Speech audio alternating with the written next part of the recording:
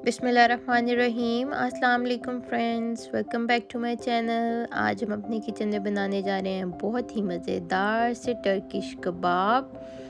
आम टिक्का जो हम अपने घरों में बनाते हैं उनसे बहुत डिफरेंट टेस्ट होता है इसका।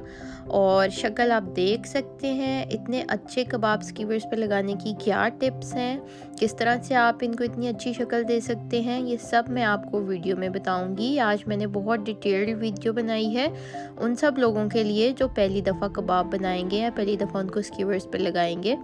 तो इस वीडियो को स्टार्ट करते हैं। आपने वीडियो को ज़रूर एंड तक देखना है ताकि आप भी इतने ही मज़ेदार और इतनी अच्छी शक्ल के कबाब बना सकें। ज़रूर इस रेसिपी को ट्राई कीजिएगा क्योंकि बहुत ही मज़ेदार कबाब बनते हैं और बहुत ही फेमस ये रेसिपी है। अंदर बाहर से बहुत जूसी होते हैं। आप देख सकते हैं कि कितनी जूसी इनकी लुक है, बाहर से भी और अंदर से भी ये बहुत जूसी होते हैं। तो सब टिप्स एंड ट्रिक्स आपको मिलेंगी वीडियो में। तो अब स्टार्ट करते हैं। बिस्मिल्लाहिर्रहमानिर्रहीम। यहाँ पे मैंने ले लिया है चिकन, मेरे पास है बोनलेस थाई का चिकन। ये मैंने लिया है 1 kg। इसको मैं आपको काट के दिखाऊंगी कि किस तरह के आप इसको काट सकते हैं क्योंकि ये थोड़ा सा शेपलेस होता है। तो इस तरह से इस साइज़ के पीसीज में आपने इसको काट लेना है। चिकन जो है वो आपका बिल्कुल ड्राई होना चाहिए। आप चाहें तो चिकन ब्रेस्ट भी यूज़ कर सकते हैं लेकिन थाई से ज़्यादा अच्छा बनता है। तो देखें, ये परफेक्ट साइज़ है बोटी का। इस साइज़ की बोटियाँ आपने काट लेनी है। अब मैरिनेट करते हैं इसको। मैरिनेशन के लिए यहाँ पे सबसे पहले मैं डाल रही हूँ 4 टेबलस्पून दही। थिक दही है मेरे पास। पेपरिका पाउडर डाल रही हूँ 1 टीस्पून। काली मिर्च का पाउडर डाल रही हूँ 1/2 टीस्पून। चिली फ्लेक्स डालेंगे 1/2 टीस्पून। इसमें हम डालेंगे ज़ीरा पाउडर 1 टीस्पून। अब इसमें मैं डाल रही हूँ नमक। मैंने डाला है 3/4 टेबलस्पून नमक। आप अपनी मर्ज़ी के मुताबिक भी ऐड कर सकते हैं।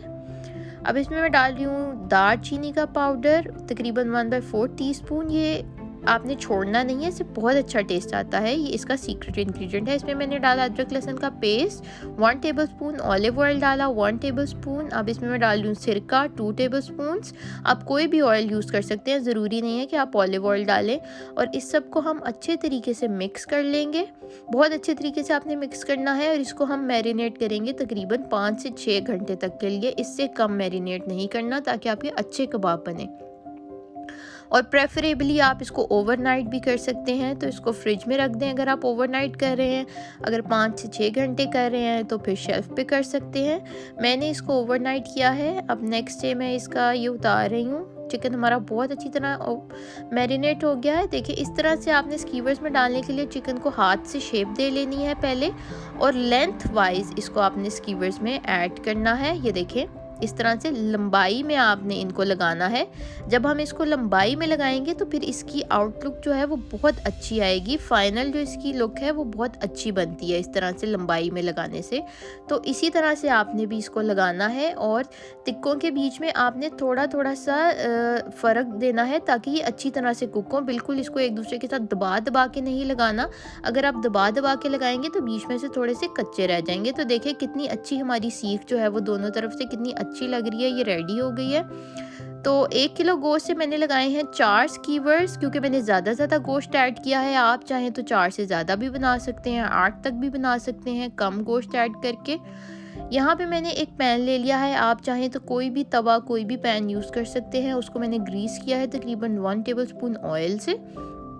इसमें हम अपनी सीखें रख देंगे और शुरू में आपने फ्लेम जो है वो मीडियम रखना है क्योंकि ये पानी छोड़ेगा। और मीडियम फ्लेम पे इसको तकरीबन 15 मिनट तक कुक करेंगे। कुक करने के दरमियान आपको पता है कि दरमियान में हीट बहुत ज़्यादा होती है, साइडों पे हीट कम होती है। अगर आप चाहते हैं कि आपके टिक्के अच्छी तरह से हर तरफ से गल जाएं तो आपने इनको साइड दे वगैरह चेंज करते रहना है। मतलब जो दरमियान में है उसको साइड पे कर दें थोड़ी देर बाद और जो साइड वाले हैं उनको दरमियान में कर दें। इस तरह से आपने इसको आगे पीछे ऊपर नीचे हर तरह से अच्छी तरह से आपने इसको चेंज करनी है साइड्स। अब हमारे पास जो बाउल में मैरिनेट बचा था उसमें मैंने शामिल किया 1 टेबलस्पून केचप और उसको मैं ब्रश की मदद से इस तरह से लगा रही हूँ। 15 मिनट के बाद मैं ये लगा रही हूँ। दोनों साइडों पर आपने ये लगा देना है। इससे बहुत अच्छा सा रेड कलर आएगा और बहुत अच्छा टेस्ट डेवलप होगा।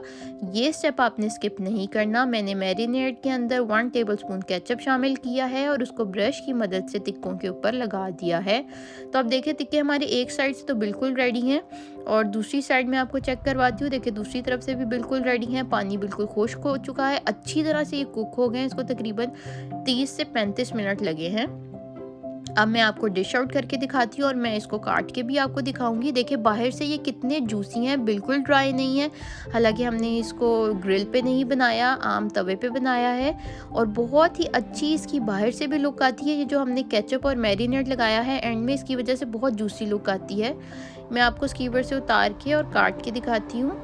ज़रूर इस रेसिपी को ट्राई करें। आम हमारी रेसिपी से बहुत ये डिफरेंट रेसिपी है और बहुत ही मज़ेदार ये बनते हैं और बहुत सॉफ्ट और ज़बरदस्त किस्म के टिक्का, टर्किश टिक्का हमारा बिल्कुल रेडी है। रेसिपी को ज़रूर ट्राई करें। रेसिपी आपको कैसी लगी मुझे कमेंट सेक्शन में ज़रूर बताइएगा। अल्लाह हाफिज़।